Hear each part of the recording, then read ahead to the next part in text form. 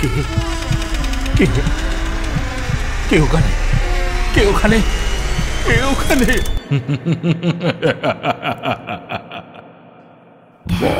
ভুতুরে, যেখানে জীবিত সব চরিত্র।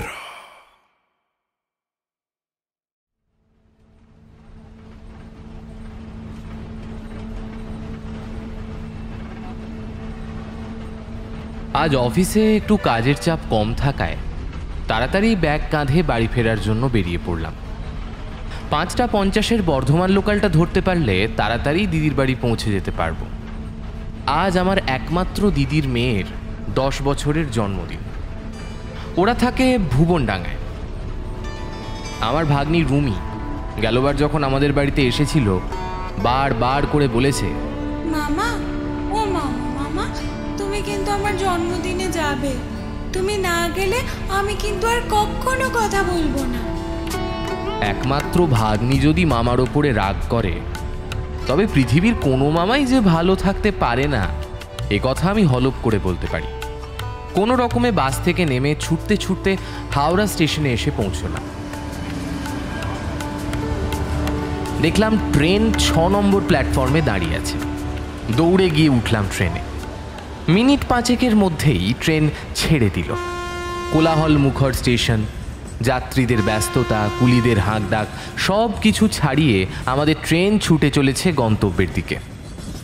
আমি যে কামরায় উঠেছি সেখানে ভিড়ে ঠাসাঠাসি। তবুও একটা কোণে মেঝেতে চাদর পেতে 6-7 জন বসে তাস খেলার জায়গাটা ঠিক করে নিয়েছে। তাদের উচ্ছ্বসিত কণ্ঠস্বর ভেসে আসতে লাগলো। প্রথম ব্যক্তি তাস খেলতে খেলতেই বলল, আমি কিভাবে খেলবো দাদা? আমার বিবিটা কোথায়? একদম বলে গেছে, একদম বলে গেছে। এই যে আমার পায়ের নিচে।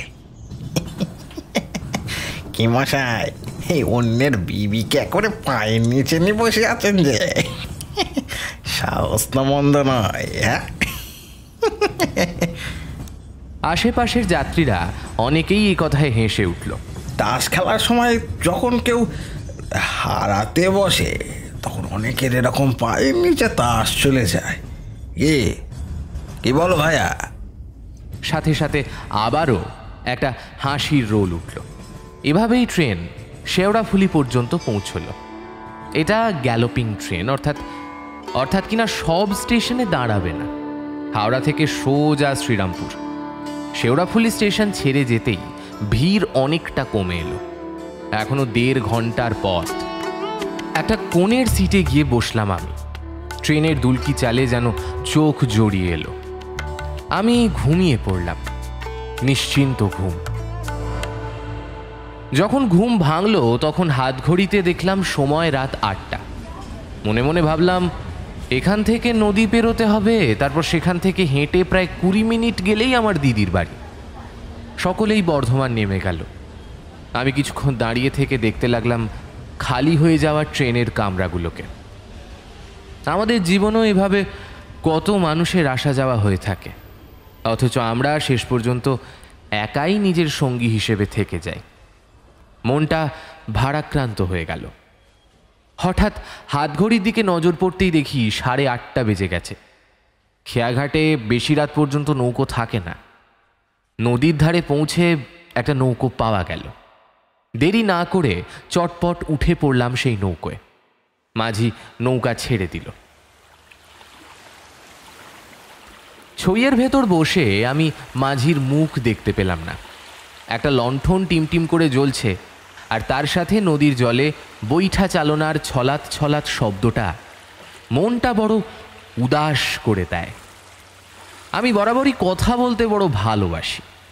আমার অফিসে আমারই গুণের জন্য একটা পদবি প্রাপ্ত হয়েছে, কথক বাবু। নামটা আমার বেশ লাগে। অফিসে ঢোকার পর কথক বাবু নামটা শুনতে আমার আসল নাম যে অমিয়চরণ সে কথা বেমালুম ভুলে গেছিলাম। সে যাই হোক, কতক্ষণ হলো একা বসে আছি। মাঝির সাথে আলাপ করার জন্য প্রাণটা হাঁক পাঁক করতে লাগলো। ছইয়ের ভেতর থেকে বাইরে বেরিয়ে এলাম। মাঝি যেন আমাকে লক্ষ্যই করছে না। আমি নিজেই এগিয়ে গিয়ে বললাম, কে মাঝি ভাই, তোমার নাম কি? মাঝি পেছন ফিরে বলল, আমার নাম জেনে কি কাম বাবু? হ্যাঁ, ভিতরে গিয়ে বসেন তো। ভারী অবাক হলাম। মনক্ষুণ্ণ হয়ে আবার ছইয়ের ভেতরে ঢুকতে যাব, এমন সময় একটা অদ্ভুত চিৎকার শুনে আমার হাড় হিম হয়ে গেল। আমি ভয় পেয়ে বলে উঠলাম, ওটা কিসের শব্দ মাঝি ভাই? ও কিছু না। আমি তাও জোর করে বললাম, আমার কাছে কিছু লুকিও না মাঝি, বলো ওটা কিসের চিৎকার? পিশাচের। পিশাচ? হ্যাঁ, কেন আপনি জানেন না মরা খোলার পিশাচের কথা? না, আমি আমি আমি আমি আমি কিছু জানি না। এই নামটা কি আগেই ছিল নাকি? আমাকে কথা শেষ করতে না দিয়ে মাঝি বলতে শুরু করলো, এই জঙ্গলের নাম ছিল রায়দিঘির জঙ্গল। তখন জমিদার ছিলেন নারায়ণ রায় মশাই। এই জঙ্গল ও তার মাঝে বিশাল এক দিঘি ছিল, লোকে বলতো রায়দের দিঘি। তারপর অবশ্য লোক মুখে এই দিঘির নাম রায়দিঘি হয়েছে। এরপর এই জঙ্গলে এমন একটা ঘটনা ঘটে যায়।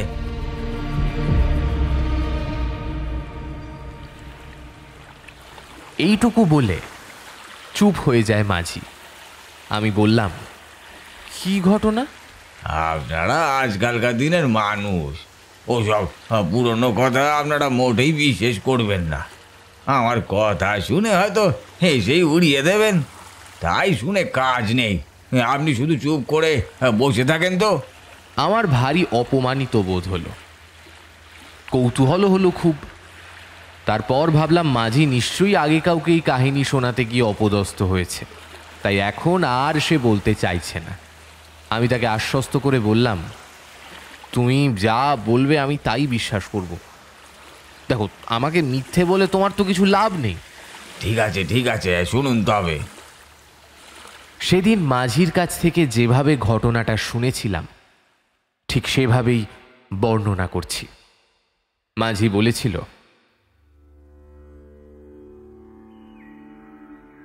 সে অনেককাল আগের কথা। তখন এখানে জমিদারি ব্যবস্থা উঠে গিয়েছে। গ্রামের ভালো মন্দ সব কিছু এই গ্রামের মোড়ল শ্রী বিশ্বম্বর বিশ্বাস মশাই দেখাশোনা করতেন।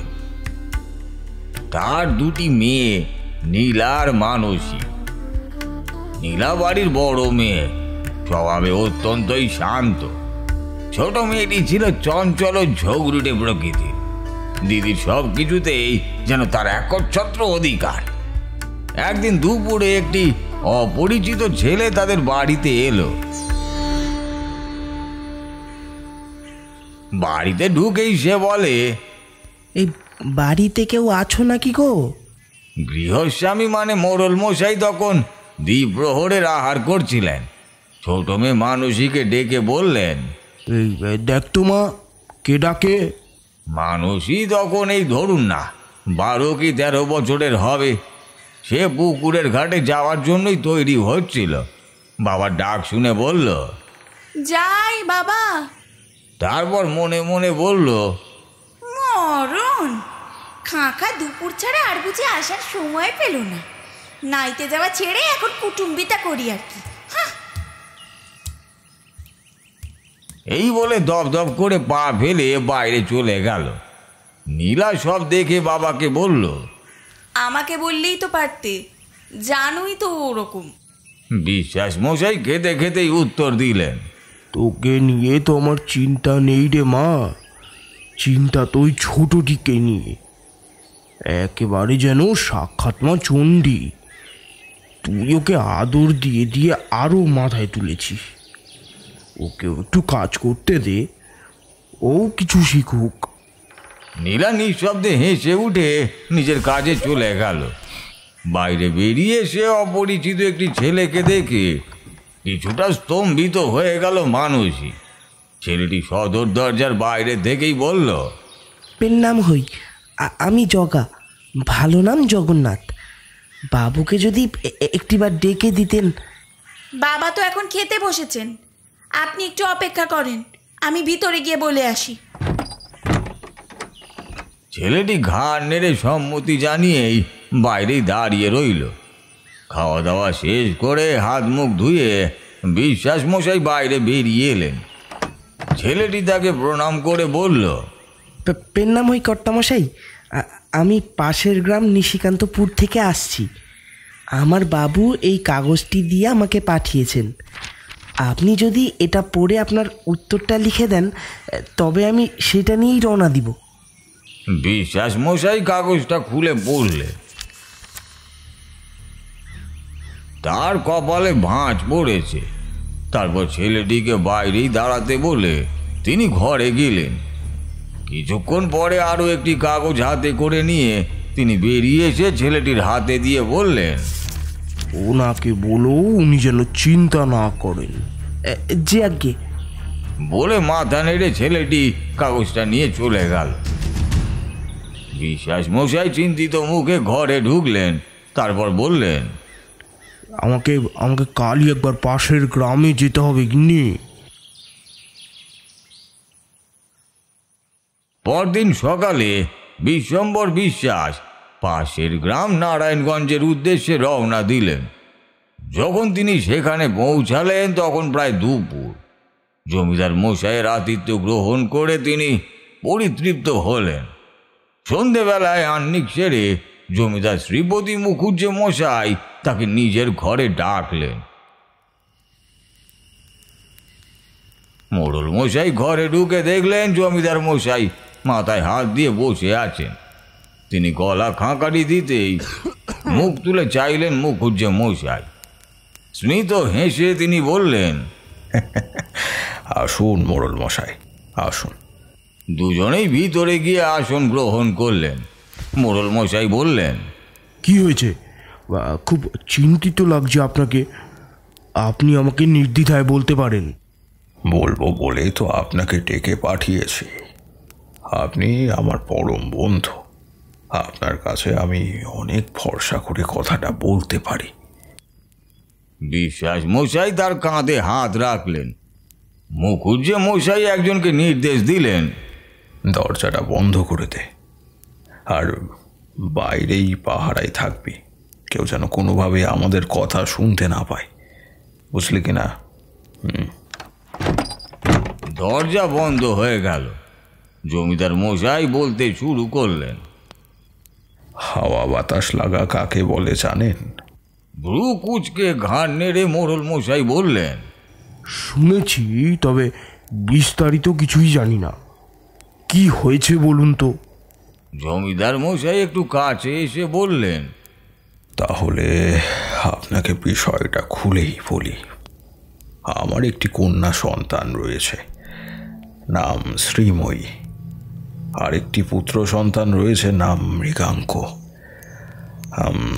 আমার বড় আদরের কন্যা শ্রীময়ী।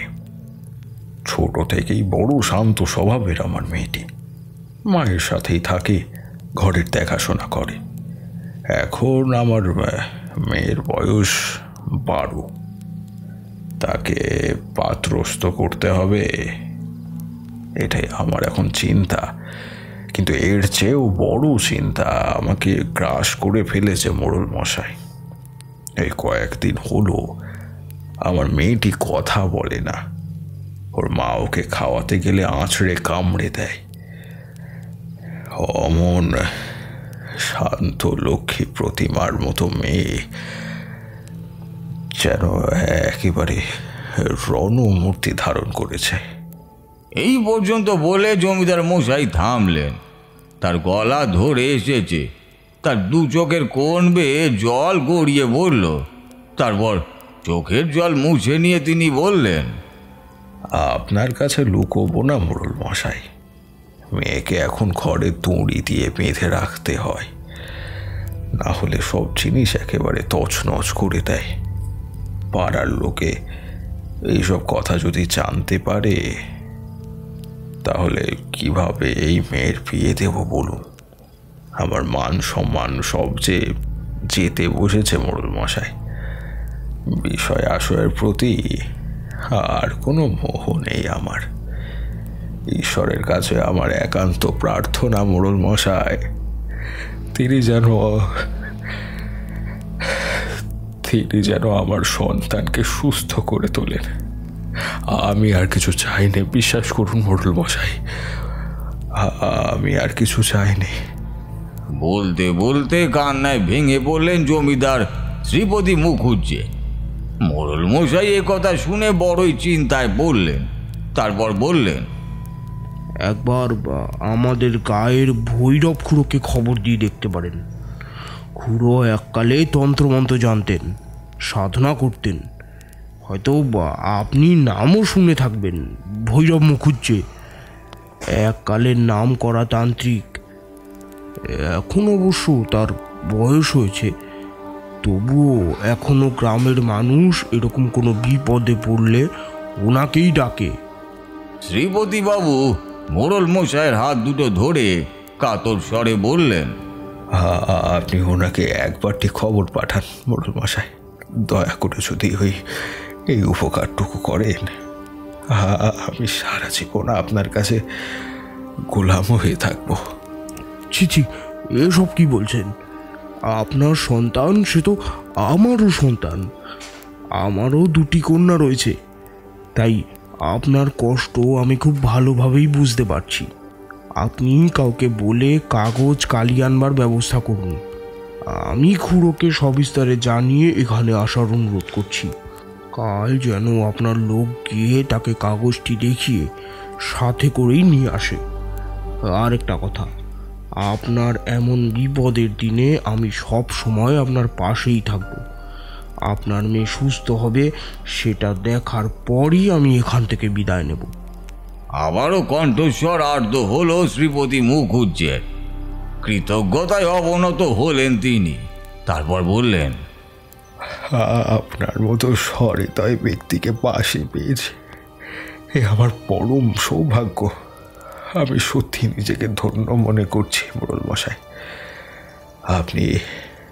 আপনি এইখানে বসুন, আমি এখনই কাগজ ও কালি আনানোর ব্যবস্থা করছি। শ্রীপতি বাবু ডাকলেন, এই কে আছিস, একবার ভেতরে আয় তো। মোড়ল মশাই দেখলেন সেদিনের সেই ছেলেটি। জমিদার মশাইকে প্রণাম করে বলল, আজ্ঞে। একটা কাগজ আর একটা কালি নিয়ে আয়। আর শোন, ওই মোড়ল মশাইয়ের গায়ে তোকে একবার যেতে হবে। আর খবরদার, এই কথা এখন যেন 5 কান না হয়, ভালো করে মাথায় ঢুকিয়ে নে, বুঝেছিস? শেষের কথাগুলো খানিকটা ধমকের সুরেই বললেন তিনি। ছেলেটি নাবালক, ভয়ে ভয়ে ঘাড় নেড়ে কর্তার হুকুম তামিল করতে চলে গেল। ফিরে এলো কিছুক্ষণ পরে, সঙ্গে একটি কাগজ আর লেখার কালি। শ্রীপতিবাবু তার হাত থেকে কাগজ আর কালির দোয়াতটা নিয়ে বললেন, একটা কলম আনার কথা কি আর বলে দিতে হবে? ছেলেটি আবারও চলে গেল কলম আনতে। মোড়ল মশাই লেখা শেষ করে ভালো করে মুড়ে ছেলেটির হাতে দিয়ে বললেন, ওনাকে সাথে করে নিয়ে আসবে, কেমন? বিশেষ করে অনুরোধ করে বলবি, আর বলবি উনি না এলে অনর্থ হয়ে যাবে, বুঝেছিস? যে আজ্ঞে। বলে ছেলেটি রওনা দিল। পরের দিন দুপুরে ভৈরব খুড়ো এসে উপস্থিত হলেন। তার বয়স প্রায় ওই 70 ছুঁই ছুঁই, মাথা ভর্তি সাদা চুল, গলায় পট্ট বস্ত্র, গায়ে ছোট হাতা খদ্দরের পাঞ্জাবি, পরনে ধুতি। সেই ছেলেটি সাথে করে নিয়ে এসেছে। সকলে ওনার অপেক্ষাতেই বাইরের ঘরে বসেছিল। খুড়ো এসে জমিদার মশাই ও মোড়ল মশাইকে হাত জোর করে নমস্কার জানালেন। তারাও প্রতি নমস্কার জানালেন। জমিদার মশাই তাকে বসতে বলে ভিতর বাড়িতে গেলেন। খুড়ো মোড়ল মশাইকে বললেন, তোমার লেখা পড়ে যেটুকু বুঝেছি তাতে মনে হচ্ছে গুরুতর কিছু হয়েছে। কি হয়েছে একবার বলো তো বাবা। আপনি এতটা পথ পার হয়ে এসেছেন, একটু জল গ্রহণ করুন আগে, তারপর খাওয়া দাওয়া সেরে সব শুনবেন খুন। ততক্ষণে জমিদার মশাই ঘরে ঢুকলেন। খুড়োকে উদ্দেশ্য করে বললেন, আপনি যখন আমার বন্ধুর খুড়ো, তখন আমিও আপনাকে খুড়ো মশাই বলেই ডাকবো। তা বেশ বাবা, তুমিও আমার সন্তান তুল্য। আপনি ভিতর বাড়িতে গিয়ে সামান্য কিছু গ্রহণ করবেন, চলুন। তারপর আপনাকে আমি বিস্তারিত সব বলবো। আসুন। ওরা তিনজনেই ভিতর বাড়িতে গেলেন। খাবারের এলাহি ব্যবস্থা করা হয়েছে। খাওয়া দাওয়া সেরে তিনজনই হাঁটতে বের হলেন। গরমের দুপুর, তাল গাছের সারি পেরিয়ে দক্ষিণমুখী রাস্তা ধরে তারা হাঁটতে লাগলেন। এলাকাটা বেশ নির্জন, এখানে লোকজন তেমন কেউই আসে না। গ্রামের এক পাশে এই তাল বন।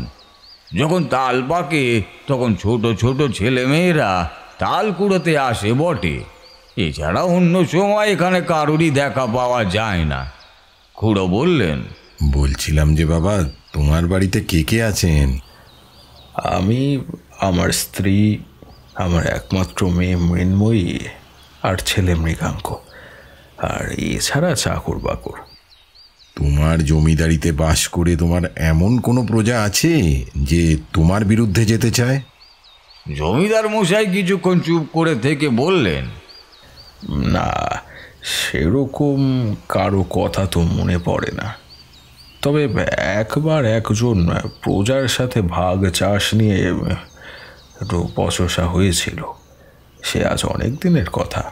তার নাম ছিল মোহন। বহুদিন হলো সে মারা গিয়েছে। এরপর ভ্রু দুটো কুঁচকে বেশ চিন্তান্বিত হয়েই বললেন, এছাড়া আর তো কারো সাথে তেমন। মোড়ল মশাই ও খুড়ো মশাই সমস্ত কথা মন দিয়ে শুনলেন। তারপর বললেন, কিছু মনে করো না বাবা, তোমার বাড়িতে প্রবেশ করতেই একটা অশুভ কোনো কিছুর আভাস পেয়েছি আমি। আমার গায়ে শিহরণ খেলে গেল। দেখো, শরীরটাও কেমন যেন ভারী হয়ে আসছিল। জমিদার মশাই মোড়ল মশাইয়ের দিকে কিছুক্ষণ তাকিয়ে রইলেন। তারপর ঢোক গিলে তিনি বললেন, আপনি ঠিক ধরেছেন খুড়ো মশাই।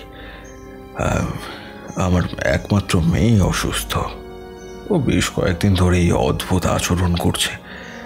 আমার অমন লক্ষ্মী প্রতিমার মতো মেয়েটার সোনার অঙ্গ যেন একেবারে কালি হয়ে গিয়েছে। আপনি কিছু করুন খুড়ো মশাই। এই বলেই ধপ করে খুড়োর পায়ের কাছে বসে বললেন। খুড়ো মশাই অত্যন্ত লজ্জিত হয়েই বললেন, আরে করো কি? আরে আচ্ছা আচ্ছা আচ্ছা, ঠিক আছে ঠিক আছে, আমি দেখছি তোমাদের ব্যাপারটা। আগে বলো তো, ঠিক কতদিন ধরে এরকম হচ্ছে? জমিদার মশাই একটু চিন্তা করে বললেন, গেল সপ্তাহে আমার গিন্নি মেয়েকে নিয়ে তার বাপের বাড়ি গিয়েছিলেন। তার বাবার তখন মরণাপন্ন অবস্থা। মেয়েকে একবার শেষ দেখা দেখতে চাইছে। আমি আর আপত্তি করলাম না। জমিদারের নানান কাজে ব্যস্ত থাকায় আমি যে সেখানে আর যেতে পারিনি। গাড়োয়ান আমাদের বহুদিনের প্রজা, তার সাথে মা আর মেয়েকে পাঠিয়ে দিলাম শিমুলপোতায়, ওই আমার শ্বশুর বাড়িতে। আমার শ্বশুর মশাইয়ের অবস্থার কিছুটা উন্নতি হওয়ায় ওরা দিন 5 পরই বাড়ি ফিরে আসে। যেদিন ওরা ফিরে আসে সেদিন খানিক রাত হয়ে যায়। তারপরেই আমার মেয়ে জ্বরে পড়ে। ডাক্তার ভর্তি সবই তো করলাম, কিন্তু মেয়ে যে আমার কিছুতেই আর ভালো হচ্ছে না। চোখের কোনটা চিকচিক করে উঠল তার। খুড়ো বললেন, বুঝেছি। আচ্ছা, আমি একবার তোমার মেয়েকে দেখতে চাই, আমাকে এক্ষুনি নিয়ে চলো তো। তারা সকলে বাড়ির পথে রওনা দিলেন। খুড়োকে মৃন্ময়ীর ঘরে নিয়ে যাওয়া হলো। মৃন্ময়ী তখন ঘুমে অচেতন। তার মুখখানি দেখে সকলেরই বড়ই মায়া হলো। সদ্য কৈশোরপ্রাপ্ত মেয়েটিকে দেখে মনে হচ্ছে সে যেন বার্ধক্যে উপনীত হয়েছে। ক্লান্ত ক্লিষ্ট তার সরল মুখখানি, চোখ দুটি যেন কোটরে ঢুকে গেছে। মেয়েটির হাত দুখানি বিছানার সাথে বাঁধা। খুড়ো মেয়েটির কাছে গিয়ে বসলেন। এক হাতে তার একটি হাত তুলে নিয়ে নিজের উপবিত অর্থাৎ পইতে ধরে গায়ত্রী মন্ত্র জপ করতেই মেয়েটি চোখ খুলল। সবাই তার দিকে তাকিয়ে দেখলো তার চোখ দুটো জবা ফুলের মতো লাল। রাগে যেন সে ফুঁসছে। খুড়ো বললেন, তাড়াতাড়ি একটু হলুদ আর সর্ষে পুড়িয়ে নিয়ে আসতে বলুন, আমি ততক্ষণ এদিকটা দেখছি।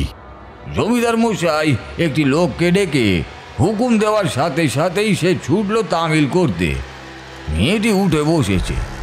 কোথায় সেই শান্ত স্নিগ্ধ পল্লী মেয়ের রূপ, এ যেন চণ্ডী রূপ নিয়েছে। এবারে খুড়ো ঠিক তার দুটো চোখের মাঝের স্থানে আঙুল নির্দেশ করলেন। মেয়েটি চেষ্টা করেও বহুক্ষণ তাকিয়ে থাকতে পারল না, চোখ বন্ধ হয়ে এলো তার। এমন সময় সেই লোকটি হলুদ আর সর্ষে পোড়া নিয়ে এলো। খুড়ো মেয়েটিকে ভালো করে লক্ষ্য করছিলেন। এরপর সর্ষে আর হলুদ পোড়া নাকের সামনে ধরতেই মেয়েটির শরীরের অস্থিরতা দেখা দিল। সে চোখ খুলল না ঠিকই, কিন্তু বিছানায় তার শরীরটা যেন কম্পিত হতে লাগলো। এরপর একটা আওয়াজ শোনা গেল এবং সেটি এলো মৃন্ময়ীর মুখ থেকে। গোঙানির শব্দ ভেসে আসতে লাগলো। সকলে স্থাণুর মতো দাঁড়িয়ে এই দৃশ্যই দেখছে। খুড়ো মেয়েটির কপালে ঠিক মাঝখানে নিজের বাম হাতের বুড়ো আঙুলটা ঠেকিয়েই প্রশ্ন করলেন, কে তুই? এখানে কেন এসেছিস? উত্তরটা এলো মৃন্ময়ের মুখ থেকে, আমি মন। জমিদার মশাইও চমকে উঠে বললেন, মোহন? কিন্তু সে তো অনেকদিন হলো মারা গিয়েছে। এবারে খুড়োর কিছু বলার আগেই মৃন্ময়ী বলে উঠল, মারা গেছে? আমাকে মেরে ফেলেছিস তুই? তুই লোক পাঠিয়ে আমাকে মেরে ফেলেছিস, শয়তান! জমিদার বাবু আতঙ্কে বিস্ময় বিস্ফারিত চোখে চেয়ে রইলেন। তার ঠোঁট দুটো ভয় কেঁপে উঠল। মৃন্ময়ী বলেই চলল, আমি গরিব ছিলাম, তোকে বলেছিলাম 1 বছরের খাজনা মুকুব করে দিতে। পরের বছর ভালো ধান হলে তোকে খাজনা কিছু বেশি দেব। তুই আমার কথা শুনলি না, কিছুতেই শুনলি না। লোক দিয়ে ওই রায়দিঘির জলে ডুবিয়ে মারলি আমায়। ভেবেছিলি তোর এই পাপের কথা কেউ জানতে পারবে না, তাই না? তোর মেয়েকে আমি নিয়ে যেতে এসেছি, ওর মুক্তি নেই। আর মাত্র 2 দিন, তারপরে অমাবস্যা। তোর পাপের শাস্তি তুই পাবি, এইভাবেই পাবি। ওকে না নিয়ে আমি কিছুতেই যাব না, কিছুতেই না। তুই মেয়েটাকে কেন কষ্ট দিচ্ছিস এত? ওর তো কোনো দোষ নেই, তুই ওকে ছেড়ে দে। ওকে আমি নিয়ে যাবই, শুধু 2 দিনের অপেক্ষা। তোরা ওকে ধরে রাখতে পারবি না, কিছুতেই পারবি না। ওর বাপ আমার পুরো পরিবারকে কাঁদিয়েছে, রায়দিঘির জলে আমাকে লোক পাঠিয়ে হত্যা করেছে। ও কিছুতেই সুখী হতে পারবে না, কিছুতেই সুখী হতে পারবে না। আমি জানি ওর প্রাণ ওই মেয়ে, তাই ওকে আমি নিয়ে যাবই। মেয়েটি থামলো। খুড়ো দেখলেন মেয়েটির গা জ্বরে বুড়ে যাচ্ছে। তাড়াতাড়ি জল আনতে বললেন। খুড়ো এবার কপাল থেকে আঙুলটা সরিয়ে নিলেন। মেয়েটি তখন অসাড় হয়ে পড়ে গেল বিছানায়। এরপর খুড়ো মেয়েটির মাথার চারপাশে আঙুল ঘুরিয়ে কি যেন একটা মন্ত্র পড়ে দিতেই মেয়েটি ধীরে ধীরে চোখ খুলল। এখন আর সেই রক্তচক্ষু নেই, বেশ সাধারণ লাগছে তাকে। খুড়োকে সে প্রথমবার দেখল। খুড়ো তার কপালে হাত রেখে বললেন, এখন কেমন লাগছে মা? মৃন্ময়ী ঘাড় নেড়ে জানালো যে সে ভালোই আছে। বিছানা থেকেই তার বাবার দিকে মাথা উঁচু করে একবার তাকালো। দেখলো তিনি কপালে হাত দিয়ে বসে আছেন। সে ডাকলো, বাবা। বহুদিন ধরে এই ডাক শোনার জন্যই তিনি অপেক্ষা করছিলেন। ছুটে গেলেন মেয়ের কাছে। মেয়েটির চোখ ছলছল করে উঠল, আর্দ্র স্বরে বলল, আমার আমার আমার কি হয়েছে বাবা? আমি আমি উঠে বসতে পারছি না, কোথাও যেতে পারছি না কেন? জমিদার মশাই শক্ত করে মেয়ের হাত ধরলেন। খুড়ো এবার চোয়াল শক্ত করে বললেন, মোহনের সাথে কি হয়েছিল? কি করেছিলে ওকে? জমিদার মশাই ভীত সন্ত্রস্ত হয়ে বললেন, মোহন আমারই জমিদারিতে থেকে অন্য প্রজাদের আমার বিরুদ্ধে খেপিয়ে তুলেছিল। আমি অনেকবার ওকে বসিয়ে বোঝানোর চেষ্টাও করেছি। সেদিনও তর্ক বিতর্কের পর আমি ওকে অনেক বোঝাতে লাগলাম। খুড়ো তাকে থামিয়ে দিয়ে বিরক্তির স্বরেই বললেন, যেটা জিজ্ঞেস করছি শুধুমাত্র সেই কথারই উত্তর দাও। আমার প্রজা হয়ে আমারই সাথে বেয়াদবি করবে, তর্ক করবে, এটা আমি মেনে নিতে পারিনি। তাই খুড়ো রাগে জ্বলে উঠলেন, বললেন, তাই ওকে খুন করেছিলে, তাই না? তোমার মেয়েকে যদি সত্যি সত্যি বাঁচাতে চাও তাহলে মোহনের দেহ উদ্ধার করে তার সৎকার করে তার পিণ্ডদানের ব্যবস্থা করো, আর প্রায়শ্চিত্তের আয়োজনটাও করে নিও। এছাড়া কিন্তু কোনো উপায় নেই। হ্যাঁ, আর একটা কথা, মোহনের পরিবারের কোনো খোঁজ নেওয়া হয়েছে? তারা কেমন আছে, কোথায় আছে, কিছু জানো? তাদের খোঁজ নিতে আগে লোক পাঠানো হোক। জমিদার মশাই তখনই লোক পাঠালেন, তবে কোনো খবর পাওয়া গেল না। আশেপাশে লোকেরা জানিয়েছে মোহনের মৃত্যুর পর তার বাড়ি থেকে সকলে কোথায় যেন চলে গেছে। খুড়ো সব শুনে বললেন, সব কিছুর উত্তর পাওয়া যাবে ওই রায়দিঘির জঙ্গলে। খুড়ো আরও বললেন, মোহনের বাড়িটা কোথায় ছিল যদি একবার দেখতে যাওয়া যায় তবে খুবই ভালো হয়। আচ্ছা, আমার সঙ্গে না দুটো লোক দিন যারা ওর বাড়ি চিনিয়ে দিতে পারবে। আমার সেখানে গিয়ে কিছু কাজ আছে। সেখান থেকে ফিরে এসে আমি রায়দিঘির জঙ্গলে যাব। আপনি আর মোড়ল মশাই তৈরি থাকবেন। আর হ্যাঁ, আরও কয়েকজন লোক সঙ্গে নিয়ে নেবেন। সেখানে কি হতে পারে তা কিন্তু জানা নেই। সেই কারণে পরিস্থিতি সামাল দেওয়ার জন্য লোকজনের দরকার হবে। আর হ্যাঁ, একটা তামার ঘটিতে পবিত্র গঙ্গা জল নেবেন। তারপর সেই ঘটিকে ভালো করে লাল কাপড় দিয়ে মুড়ে নেবেন। আর আর বাকি কথা না হয় ওখানেই হবে। চলুন, আর বিলম্ব করা ঠিক হবে না। আচ্ছা শুনুন, খুকির মাকে বলুন খুকির পাশে এসে বসতে। ওর এখন পর্যাপ্ত পরিমাণে বিশ্রামের প্রয়োজন আছে। এখন সন্ধ্যা নেমেছে, আমরা কাল সকালে না হয় জঙ্গলে যাব। বেশ, তবে আপনার মেয়েকে চোখের সামনে মরতে দেখা ছাড়া কিন্তু আর কোনো উপায় নেই। মৃন্ময়ীর মা কেঁদে উঠলেন। জমিদার মশাই শিহরিত হয়ে বললেন, ঠিক আছে, তাই হবে। আজই চলুন তাহলে।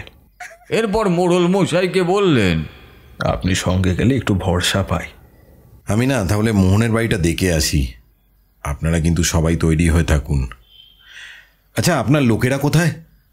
জমিদার মশাই খুড়োর সাথে দুজন লোক পাঠালেন। ভৈরব খুড়ো মোহনের বাড়িটা ঘুরে দেখলেন। খুড়ো ফিরে আসার পর সকলে মিলে চলল সেই রায়দিঘির জঙ্গলে।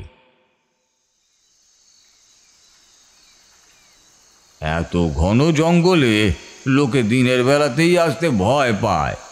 রাতের বেলায় এখানে যেতে গেলে বুকে সাহস দরকার হয়। কয়েকজন লোক মশাল হাতে চলছিল। একজনের হাতে একটা মাটি খোঁড়ার শাবল। জঙ্গলের ভিতরে ঢুকতেই তাদের মনে হলো তাদের শরীর ভারী হয়ে আসছে। পাতাগুলোর আওয়াজের আড়ালে কারা যেন ফিস ফিস করে কথা বলছে। খুড়ো বললেন, এই একজন মশাল নিয়ে সামনে এগিয়ে আয়। এই জায়গাটা উঁচু করে আলোটা ধরতো দেখি একবার। একটা বেঁটে রোগা গোছের লোক মশাল হাতে এগিয়ে এলো। মশালটা উঁচিয়ে ধরল সে। খুড়ো মন্ত্র পড়তে শুরু করলেন আর তার হাত থেকে গুঁড়ো গুঁড়ো মাটি ফেলতে লাগলেন। আরেক হাতে লাল কাপড় জড়ানো সেই তামার ঘটি। খুড়োর হাতের ঘটিটা নড়তে লাগলো। খুড়ো বললেন, সকলে সামনের বড় গাছটার দিকে তাকাও। এরপর আকাশ কালো করে একটা ঘূর্ণির সৃষ্টি হলো। ঝড়ের আগমনে সকলেই ছড়িয়ে ছিটিয়ে গেল। হঠাৎ সকলে দেখতে পেল ঘূর্ণির ভিতর থেকে একটা লম্বা ছায়ামূর্তির আবির্ভাব ঘটল। সেই ছায়ামূর্তি দেখা দিল সামনের গাছটার উপরে। মুহূর্তের মধ্যেই সেই ছায়ামূর্তি অদৃশ্য হলো।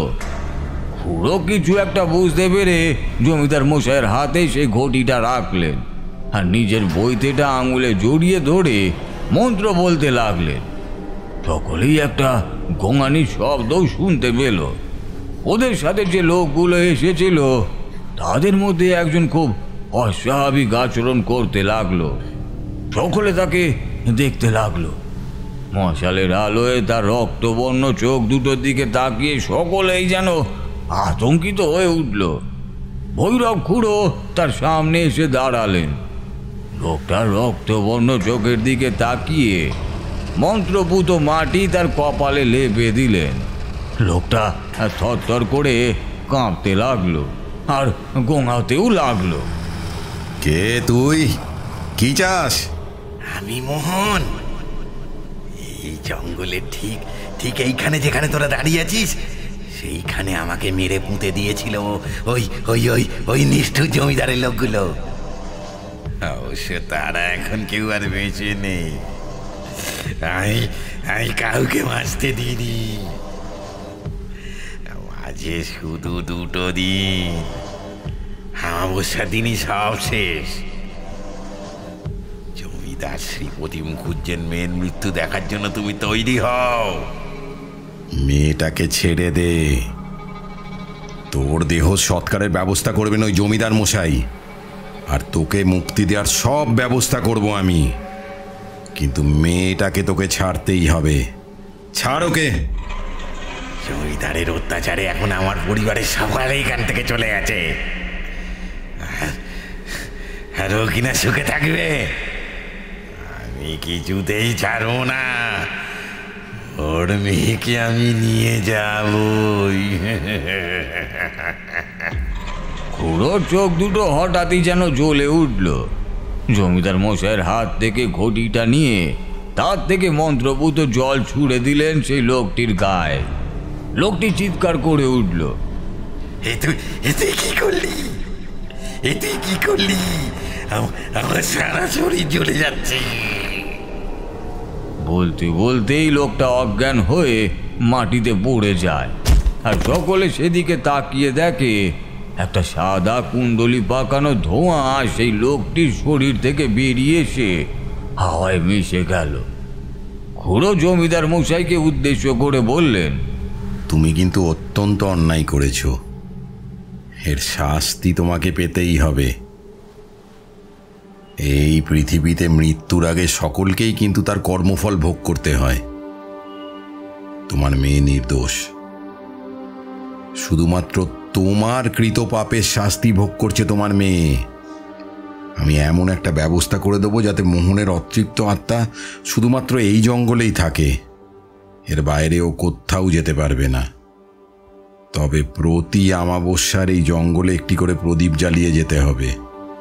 এছাড়া একটি তামার পাত্রে পবিত্র গঙ্গার জল ও এই মাটিটা রেখে পাত্রটির মুখ লাল কাপড়ে জড়িয়ে এখানে রেখে দেবে। আর তার সাথে সাথে এই পিশাচের ক্ষুধা মেটানোর জন্য প্রতি অমাবস্যায় এক পাত্র তাজা রক্ত এখানে রেখে যেতে হবে। পিশাচ সেই রক্ত পান করলে তবেই শান্ত হবে। মাথায় রেখো, অমাবস্যার রাতে রক্ত না পেলে কিন্তু এই পিশাচ তোমাদের পুরো গ্রাম উজাড় করে দেবে। তখন আর কিন্তু কোনো মন্ত্রই অথবা তন্ত্র তাকে কিন্তু রুখতে পারবে না। ঠিক আছে? বংশ পরম্পরায় এই কাজ তোমাকে করে যেতে হবে। তোমার মৃত্যুর পর তোমার বংশের যে কোনো উত্তরসূরি এই কাজটা করতে পারবে। তবে নিয়মের অন্যথা হলেই মৃত্যু নেমে আসবে এই গ্রামে। জমিদার মশাই সম্মত হলেন। এই বলে ভৈরব খুড়ো একটি কাঠির সাহায্যে মাটির উপরে বেশ খানিকটা জায়গা জুড়ে গোল করে দাগ কাটলেন। খানিকটা মাটি ছুঁড়তে লাগলেন ওই নির্দিষ্ট স্থানটিতে এবং তার সাথে চলতে লাগলো মন্ত্র উচ্চারণ। প্রায় ঘন্টা খানেকের মধ্যেই আকাশ পরিষ্কার হয়ে শান্ত স্নিগ্ধ বাতাস বইতে লাগলো। জমিদার মশাই জিজ্ঞেস করলেন, আমার বড় কৌতূহল হচ্ছে, এই মাটি আপনি কোথা থেকে সংগ্রহ করলেন? এ মাটি কোনো সাধারণ মাটি নয়। আমি আজ মোহনের বাড়িতে সকালে যখন গিয়েছিলাম, সেখানে পৌঁছে দেখি বাইরে একটা পুজোর বেদি। বুঝতে পারলাম এই বেদিতে একসময় হরগৌরীর পুজো হতো। আমি সেখান থেকেই এই মাটিটা সংগ্রহ করে এনেছি। আচ্ছা, এবার তোমার মেয়ের কাছে নিয়ে চলো। অমাবস্যার কিন্তু আর মাত্র 2 দিন বাকি। ওকে একটা রক্ষা কবচ বেঁধে দিতেই হবে। সারা জীবন এই রক্ষা কবচটি ওকে কিন্তু ধারণ করতে হবে, তবেই এই পিশাচের হাত থেকে ওর মুক্তি পাওয়াটা সম্ভব। জমিদার মশাইয়ের বাড়িতে এসে বাড়ির সামনে থাকা সাদা আকন্দ ফুলের গাছ থেকে কয়েকটি ফুল তুলে নিলেন ভৈরব খুড়ো। তারপর বিড়বিড় করে মন্ত্র পড়তে পড়তে পাপড়িগুলো একটা একটা করে ছিঁড়তে লাগলেন। তারপর সেই ছেঁড়া পাপড়িগুলো হাতে নিয়ে বাড়ির ভিতরে গেলেন। সোজা গিয়ে ঢুকলেন শয্যায় শায়িত মৃন্ময়ীর ঘরে। জমিদার গৃহিণী ভৈরব খুড়োকে দেখে ঘোমটা টেনে নিয়ে উঠে দাঁড়ালেন। জমিদার গৃহিণীর চোখে জল, তিনি মুখে কাপড় চাপা দিয়েই কাঁদছেন। তাকে উদ্দেশ্য করে খুড়ো বললেন, তুমি মা, তোমার চোখের জলে যে প্রার্থনা নিহিত আছে তা কিন্তু ব্যর্থ হবে না। তবে কি জানো মা, তোমার স্বামীর পাপের ফল ভোগ করেছে তোমার মেয়ে। মোহনের আত্মা কিন্তু প্রতিশোধ নিতে চায়। সেই প্রতিশোধ স্পৃহা তাকে কিন্তু পিশাচ করে তুলেছে। সে যে অপ্রতিরোধ্য। তবে তোমার মেয়ের আর কোনো ক্ষতি সে আর করতে পারবে না। এ ব্যাপারে তুমি সম্পূর্ণ নিশ্চিত থাকো। এ ব্যাপারে তুমি নিশ্চিন্ত থাকো। আমি সেই ব্যবস্থা করব। কিন্তু মা, একটা কথা বলি, তন্ত্রের জোর আছে বটে, তবে ভগবানের বিচারে সকল পাপীই সমান। সেখানে জমিদার বা প্রজার কোনো ভেদাভেদ চলে না। তার কাছে সব দোষী নিজের কৃত পাপের সাজা পায়। দিন 2 পরেই এলো সেই কালান্ত অমাবস্যা। জমিদার বাড়িতে নিয়ম মেনে মা কালীর আরাধনা শুরু হলো। মৃন্ময়কে বসানো হলো দেবী মূর্তির ঠিক সামনে। পুজো করছেন বৃদ্ধ নিবারণ আচার্য মহাশয়। ভৈরব খুড়ো বসে আছেন মৃন্ময়ের পাশেই। পুজো দেখতে উপস্থিত হয়েছেন গ্রামবাসীরা। মন্ত্র পড়ে চলেছেন ঠাকুর মশাই। কালী পূজা সুতনাথ ভাবস্য বিবিধ প্রবৈধানি শ্রোক্তুমিছম মে কবজং পূর্বসূচিতম তমেব শরণাং নাত্রাহি মম দুঃখ সংকটত সর্ব দুঃখ প্রশমনং সর্ব পাপ প্রণাশনম সর্ব দুঃখ প্রশমনং সর্ব পাপ প্রণাশনম। মৃন্ময়ী এক দৃষ্টে চেয়ে আছে সেই দিকেই। আচার্য মশাই যজ্ঞ শুরু করেছেন। যজ্ঞের আগুনের হলকা এসে পড়ছে তার শান্ত স্নিগ্ধ মুখে।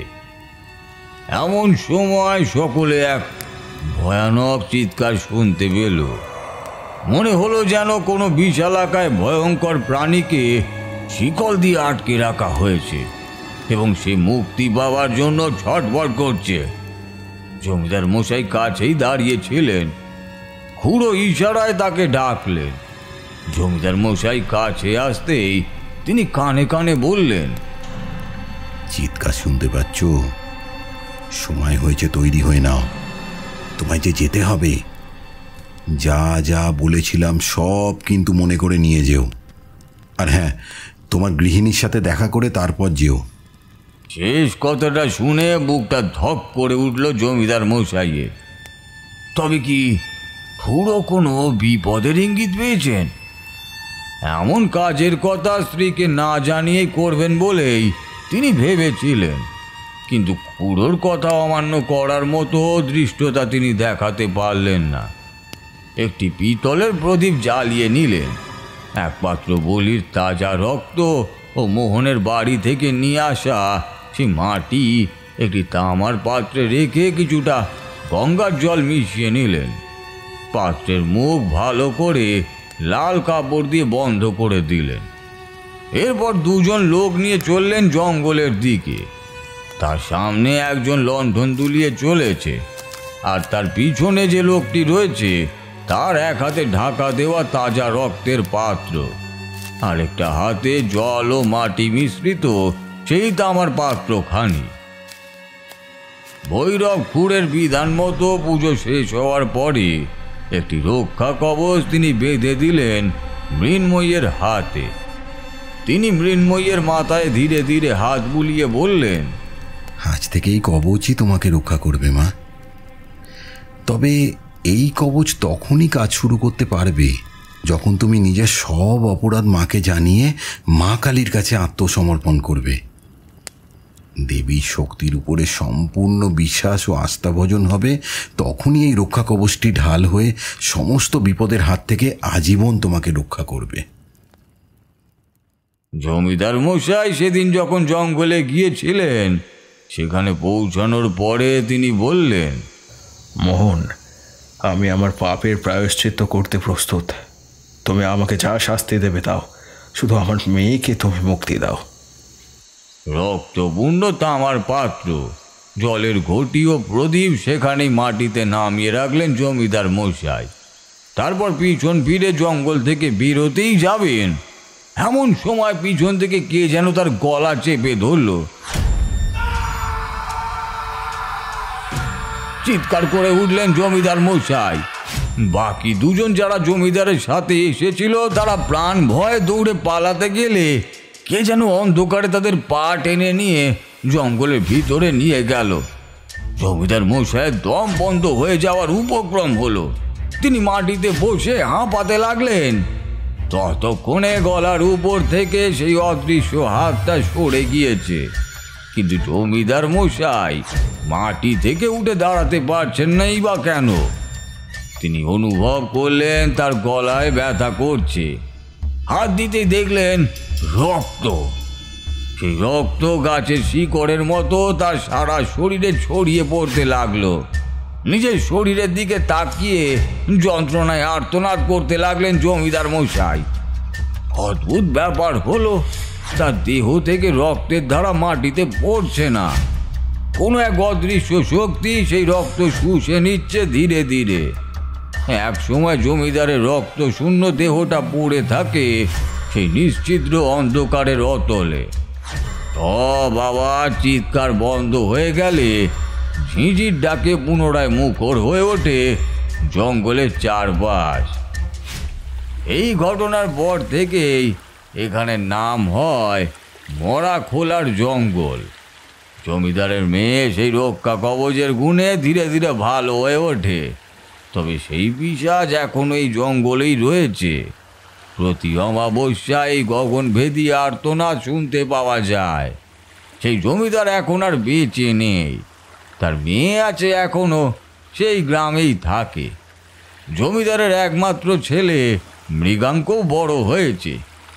সে প্রতি অমাবস্যায় বাড়িতে কালী পূজা হয়ে যাওয়ার পর বেশ রাতেই সেই তাজা রক্তের পাত্র নিয়ে এই জঙ্গলেই আসে, কিন্তু তার কোনো ক্ষতি করেনি এই পিশাচ। আজ তো সেই দিনই। আজ তার চিৎকার শুনতে পাওয়া আশ্চর্যের কিছু নয়। মাঝি থামল, তারপর বলল, আকাশের দিকে তাকিয়ে দেখুন কর্তা।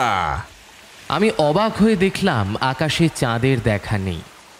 মনে পড়ল মা বারবার করে বলেছিলেন আজ অমাবস্যা, সাবধানে যাতায়াত করতে। আমি বললাম, আজ অমাবস্যা, তাই এই পিশাচ তাজা রক্তের পিপাসু হয়ে উঠেছে, আর সেই জন্যেই এই মর্মভেদী চিৎকার। হঠাৎ একটা শক্ত কিছুতে নৌকো আঘাত করে থেমে গেল। বুঝতে পারলাম নৌকো ভুবনডাঙ্গার ঘাটে এসে পড়েছে। মাঝির পাওনা মিটিয়ে দিয়ে পাড়ে উঠলাম। অন্ধকারে পকেট হাতড়ে টর্চ বের করলাম। ধীরে ধীরে দিদির বাড়ির দিকে পা বাড়ালাম। রাত তখনও নিঝুম। একাকী পথ চলেছি আর ভাবছি মোহনের কথা, ভৈরবতান্ত্রিকের কথা, স্বৈরাচারী জমিদারের ভীষণ অত্যাচারে শোষিত হওয়া গ্রামবাসীদের দুঃখের দিনগুলোর কথা। এমন কত মোহনের অজানা কাহিনী গ্রাম বাংলার মাটিতে মিশে আছে। হাওয়ায় সেই আর্তনাদ হয়তোবা ভেসে আসে, কিন্তু সেই আর্তচিৎকার, হাহাকারের শব্দ সাধারণ মানুষের কান পর্যন্ত পৌঁছতে পারে না। তারা নিতান্তই ব্যর্থতায় ডুবে যায় মাটির গভীরে, ঘন অন্ধকারে।